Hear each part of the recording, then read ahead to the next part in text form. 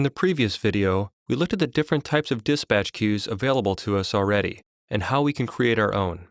In this video, we'll learn about dispatch groups and see how we can utilize them to force our code to wait for tasks to complete using Grand Central Dispatch.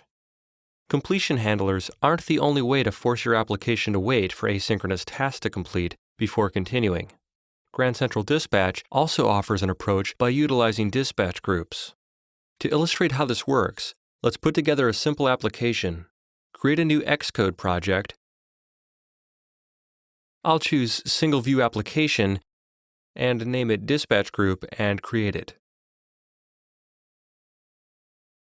In our View Controller file, we'll add a function named Time-Consuming Task. This function is simply going to emulate a time-consuming task by putting our thread to sleep for 2 seconds. Since we want to emulate an asynchronous task, we don't want to put the main thread to sleep for 2 seconds. That would defeat the purpose here. Instead, we'll add this task to a background queue. Let's add a variable named background queue and give it a value of dispatch get global queue and pass in a quality of service class. Next, we'll wrap our sleep function in a dispatch async call, passing in our background queue variable as its parameter. So now, our time-consuming task just does something mysterious for 2 seconds before completing. Let's utilize some print statements to see this in action. In viewDidLoad, we'll add a print statement that prints the number 1, and then we'll call time-consuming task.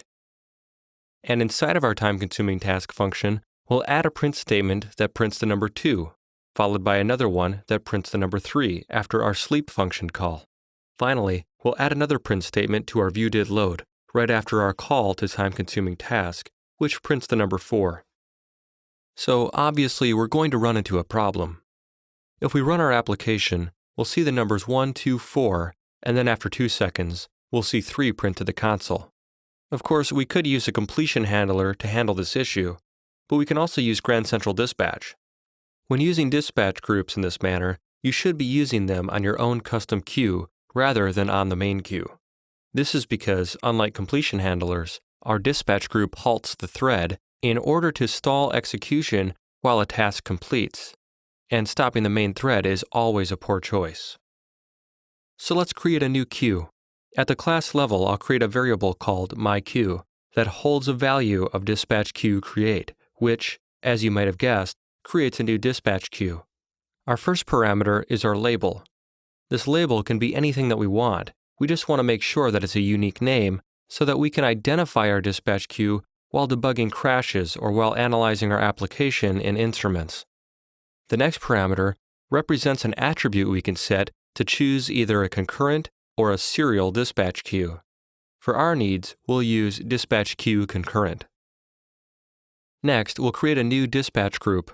We'll add another variable named myGroup that simply holds a call to dispatch group create. I should note that for more complex situations, you can utilize multiple dispatch groups for managing different groups of tasks. Now that we have a new queue and group, we'll put them to work. In viewDidLoad, we'll wrap both our print statements and our time-consuming task in a dispatch async call. We'll use our new dispatch queue as the first parameter. And of course, we'll need to add self to our time-consuming task since we're inside of a closure. Right after time-consuming task, and right before our fourth print statement, we'll add a call to dispatch group wait. The first parameter takes a dispatch group, and the second parameter takes an amount of time to wait. In this case, I'll use dispatch time forever, which will force our code to wait indefinitely while our time-consuming task finishes. If we run our application now, we'll see that our application runs exactly the same. This is because we haven't explicitly stated that our dispatch group has begun doing any work. What we need to do is tell Grand Central Dispatch when our group has entered the block. We do this by adding dispatch group enter at the start of our task and passing in our myGroup variable. Of course, if we ran our application now, our program would freeze forever since we haven't indicated anywhere that our task is finished. So, much like calling a completion handler, we need to explicitly state that our task has completed. We do this by using dispatch group leave with our group as its only parameter. This time, when we run our application, we should see our numbers print out in the proper sequence. And we do. Blocking threads is a bit dirty.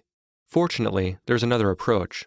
We can utilize dispatch group notify instead of dispatch group wait. Dispatch group notify is designed to execute after our call to dispatch group leave. We can remove our call to dispatch group wait and replace it with a call to dispatch group notify. This function takes our dispatch group as its first parameter and a dispatch queue as its second parameter. We can simply use dispatch get main queue here and wrap the code that we want to execute after our task has completed inside of its closure. If you build and run, you'll see your numbers print in proper sequence, this time without blocking a thread. In this video, we looked at another way to force our application to wait by using Grand Central Dispatch. In this section, we looked at how we can do concurrent work in our applications by using asynchronous methods. We learned how we send concurrent tasks to be processed on different threads by using NSThread. We also learned about NSOperation which mitigates much of the potential downside to manual threading.